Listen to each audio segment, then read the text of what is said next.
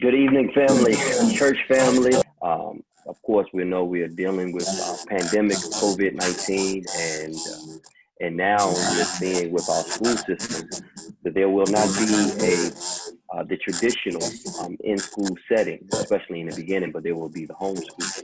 And I wanted to invite Dr. Faye Gallop, who is no stranger to the education system, and um, and she will bring some enlightenment, some tools that can be helpful to us. Dr. Gallop, let me, for those that are that joining us, listen, just introduce yourself. Okay, well, hello everybody, and I always want to acknowledge God because He's awesome and amazing, and I just want to thank Him for how great He is, and giving respect to Pastor Rashad, and hello to everybody out there in the Zoom land and the YouTube land and everywhere across the world. It's a great opportunity to be able to share some information that will help as we're going through these trying, and we've heard this word so many times, uncertain times. That's brand new to us, but not brand new to God. He already knew that all these things were going to happen, and none of these things are strange to Him. And I truly believe that He is allowing a lot of things to happen to draw us closer to Him.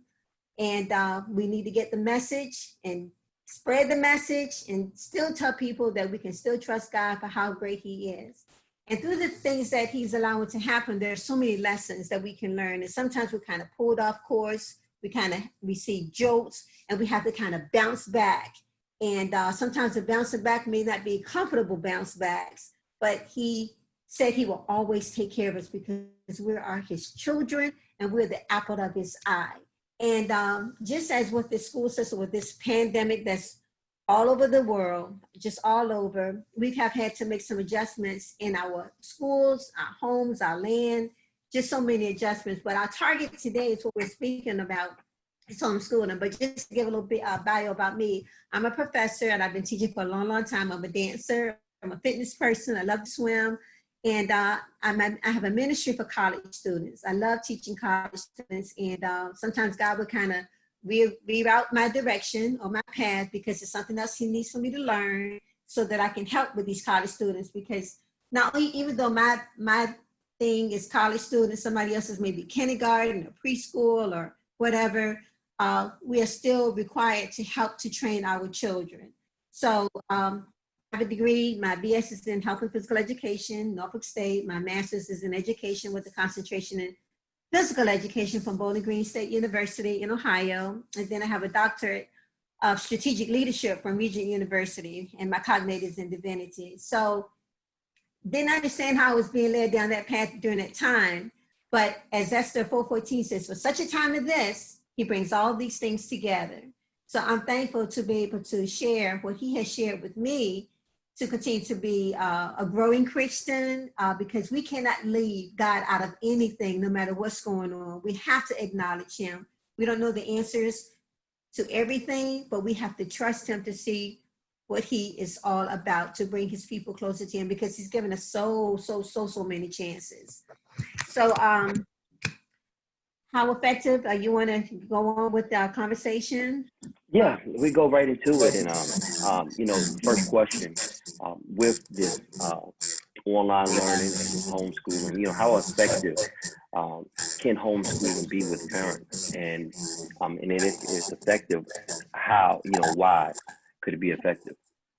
Well, first of all, with all of this pandemic, it has knocked people off their feet about, the schools. And we look at the numbers and see them steadily increasing from illnesses to deaths. So what the plan is to do the best that we can. First of all, we have to be obedient. I mean, God is going to do His part. We have to do our part. And we know that obedience is better than sacrifice. So we have to be obedient. And He would give us the avenues that we need to take in order to become successful. So first of all, we want to keep our loved ones safe, healthy, and well. We want to be that way as well. And we're preparing our children, and we'll still be being prepared for life skills and what's ahead of us. We want to encourage our children to become the greatest, the most productive citizens that they can be, because they need to learn that. And we still need to be learning those things. And this is a new challenge for a whole lot of parents. Now it's like their socks have been knocked off. But one thing I can say, that no matter what has happened, we need to call on Jesus to help us through these trying times. So some of us may be going from corporate America or other types of ambitious jobs. So now I have this home. I've got these kids. What am I going to do? I have no teaching background. I have no skills in education arena. But I believe that God calls the equipped and he equips the call. Sometimes you have to do what you have to do. Just like the woman with the vessels, and she was running out of oil and she needed something. She'd look around and she had empty vessels, and she was instructed to pour and pour and pour. And as she did that, she was blessed. So we're instructed. Sometimes we have to step away from our jobs because we have children that we're accountable for. And a lot of people may wonder, well, yeah, I need to work. But we have to realize that jobs are our resources. God is our source. And he's going to take care of everybody and everything. So when we're obedient, say, okay, it's time for me to stay home to raise my children, then this is what we have to do, and rely on him. Just like back in the Old Testament, manna, he rained it down for a day. We have to rely on him for our bills. God knows we have mortgage payments. He knows we need to pay BEPCO. He knows all of these things. So he is going to take care of us. So with these new challenges, we, again, Esther 4:14, for such a time as this, what do I do? Well, when we decide that we're going to be obedient, we realize that not only do we have to be the teachers, we have to be the administration, we have to be the cook, we have to be everything that we need to do to provide for our children. So we have to make sure that we have our proper mindset. The mindset, okay, I am going to do this. That we have to try hard not to show distress, because if we show it, it's going to rub off onto the kids. We have to realize that all of our children are different. They have their learning, their capabilities are different, and we have to manage ourselves so that we can do the best that we can do. We never know what life may present us, but we have to be ready. And sometimes we just don't know what to do. And sometimes we have to just say, Jesus, just please help me. We, in the education arena, we want to teach at home so we can carry over into the school, those carryover values, and so we can carry over into real life. So now what we're teaching is these leadership skills that can kind of kick in. We have to be the model for our children. We have to model the way. We're going to be presented challenges. I have to teach my kids now.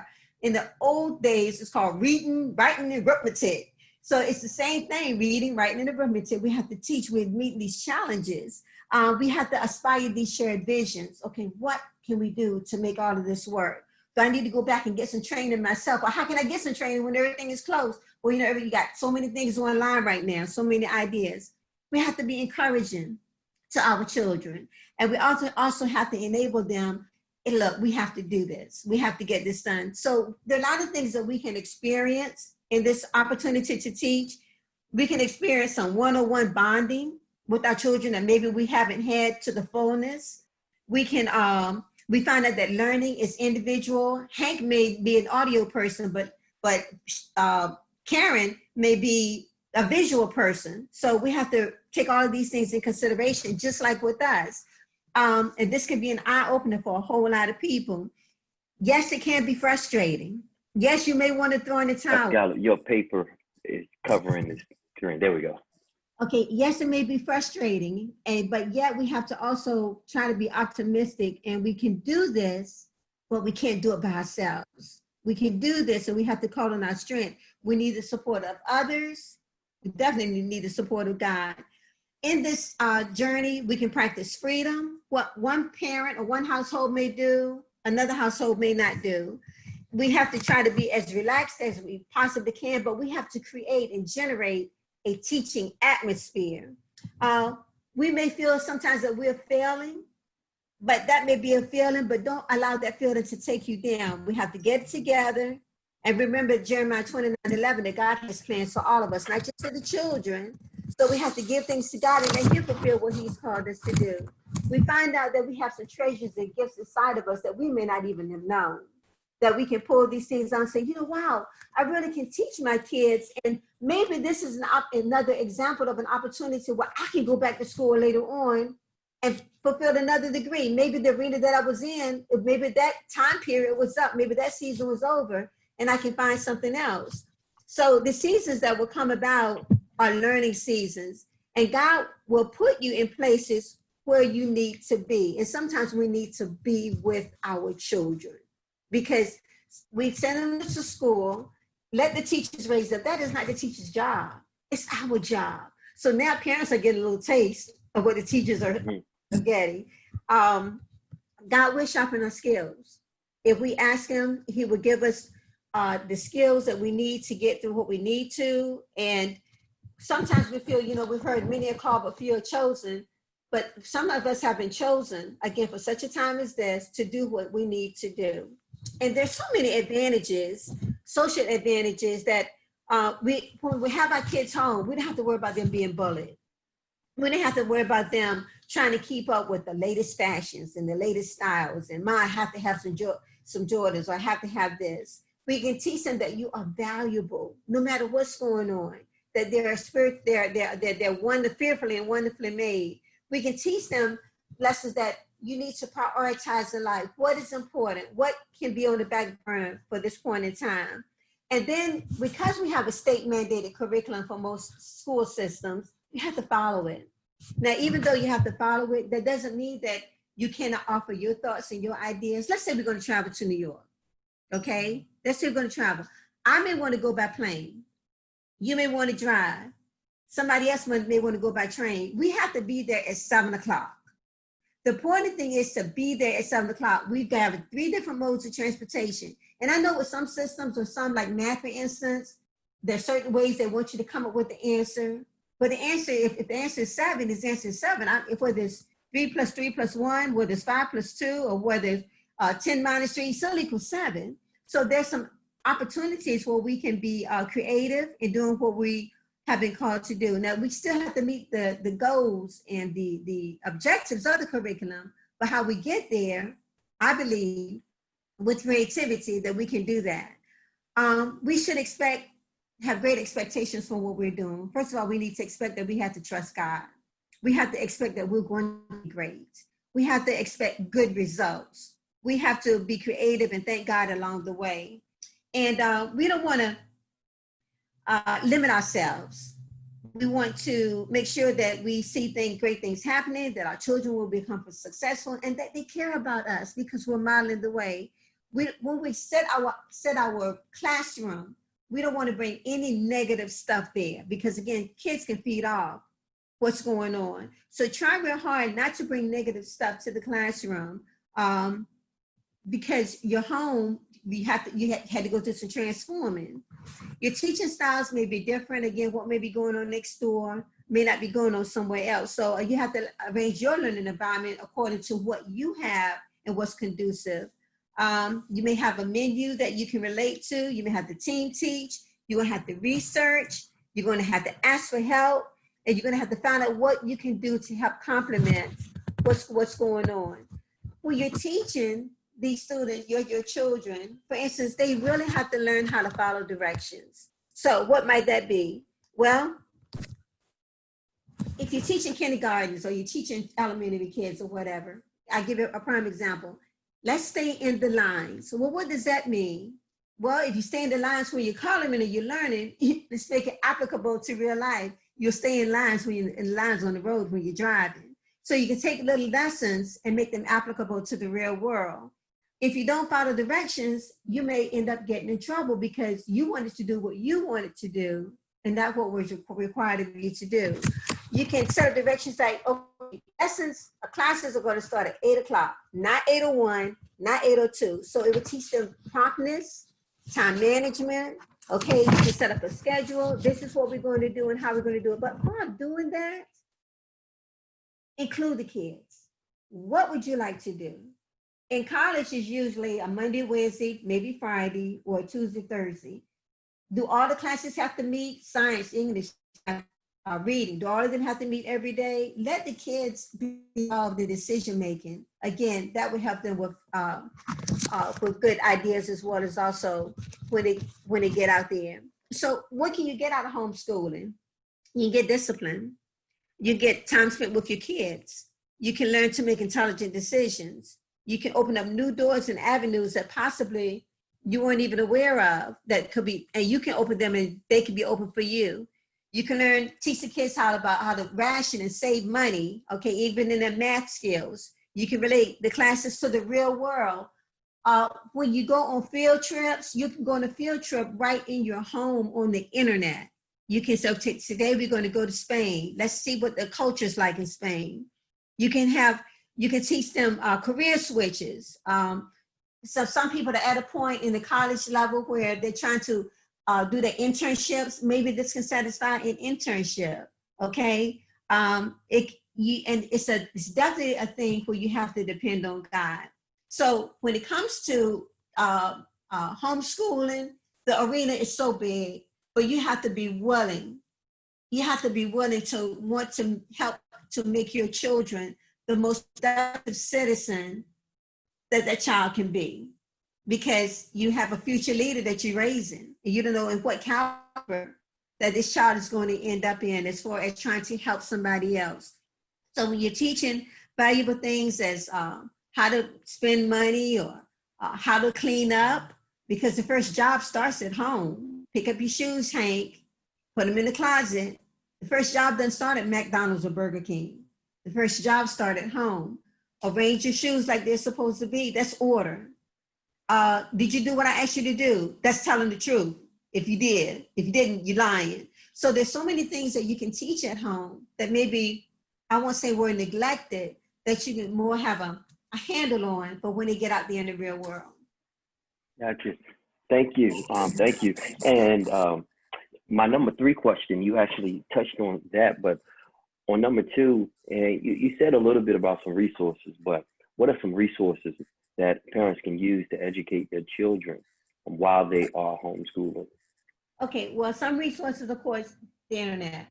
As I mentioned, you can go on field trips right on the internet. Today we're going to go to Italy, or we're going to see all the elephants or whatever. You can go on a field trip. You don't have to get a signed permission slip. You don't have to be on campus or school at 7:15. You can go on a field trip right on the internet. Of course, you got Facebook. Okay, lots of things happen there. You have YouTube, a lot of things happen there, which is still a part of the internet.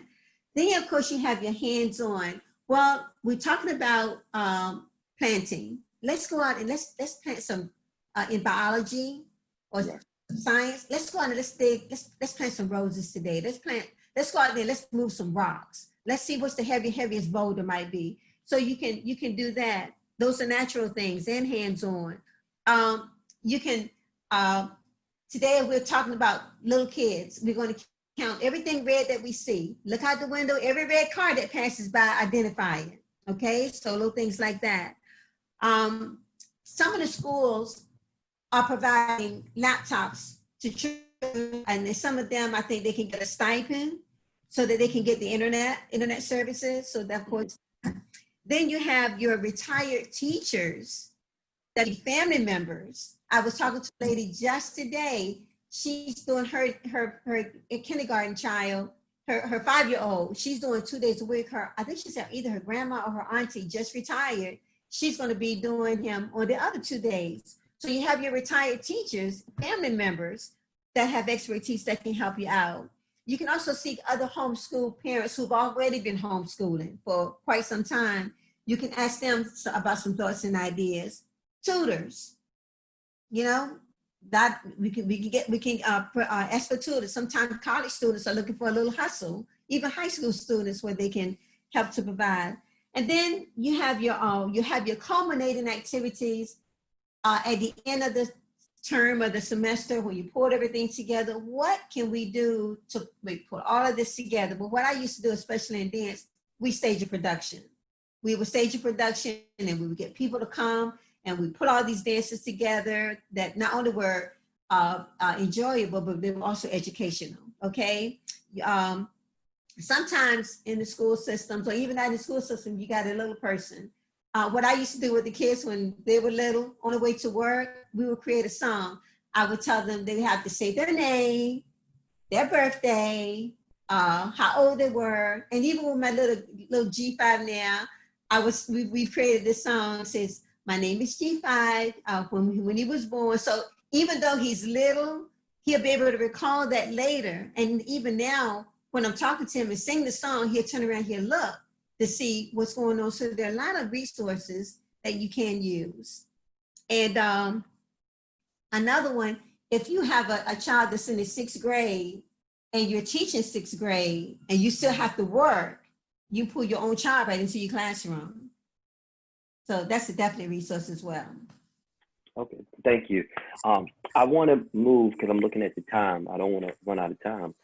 But one of the things, the resources you mentioned, the internet, you mentioned, you know, and a lot of the resources that we have, we do it right, and we can do it while sitting down. You know, and with kids, of course, video games and FaceTimes and so many other aspects, you know, they're sitting down. What are some things to help them get physically moving, getting active? What would you recommend, especially being in the house, some things that can get them going? Okay, well, you know, I'm a fitness person.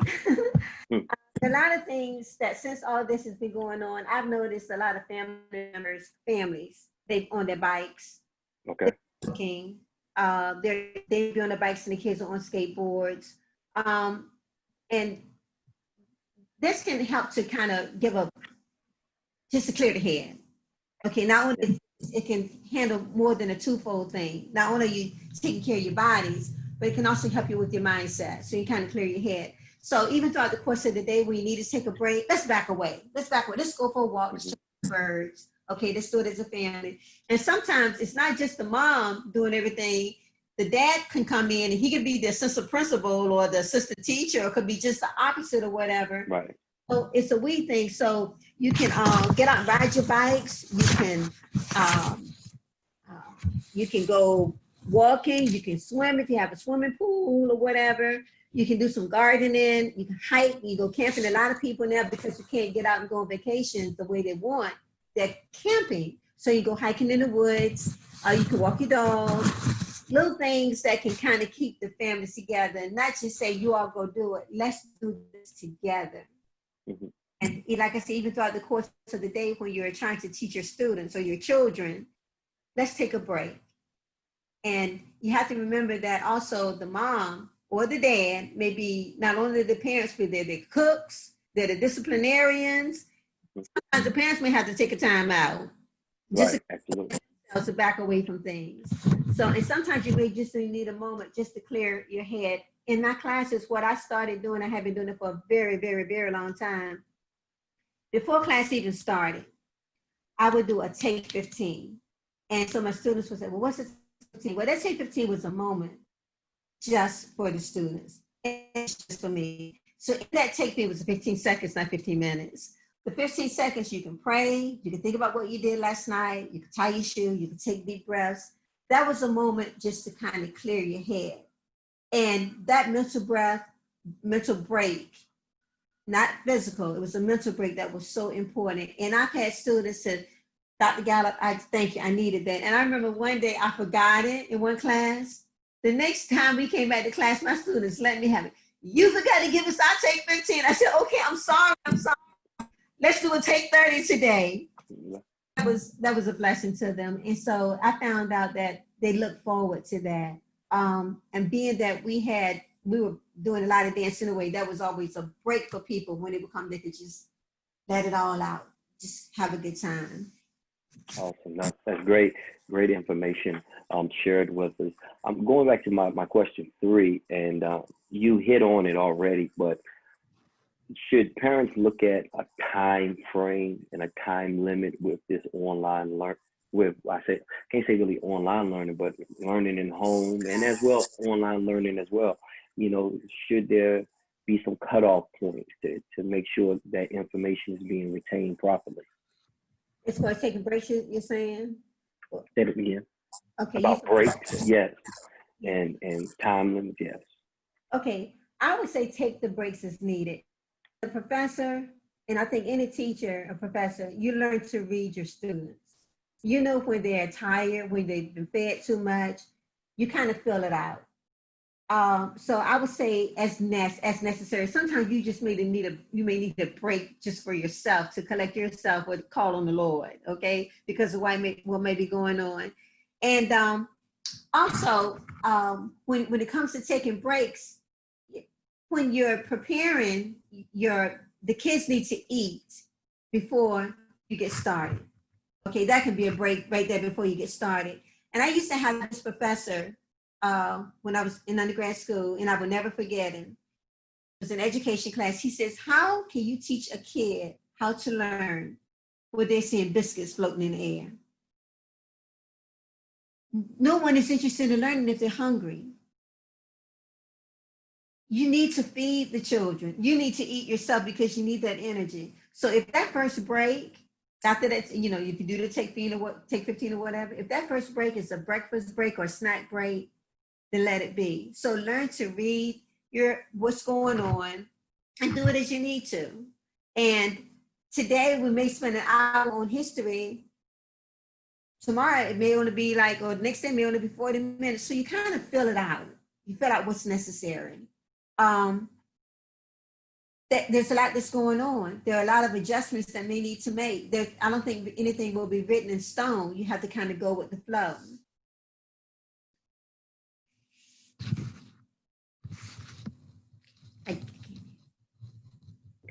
Okay, there we go.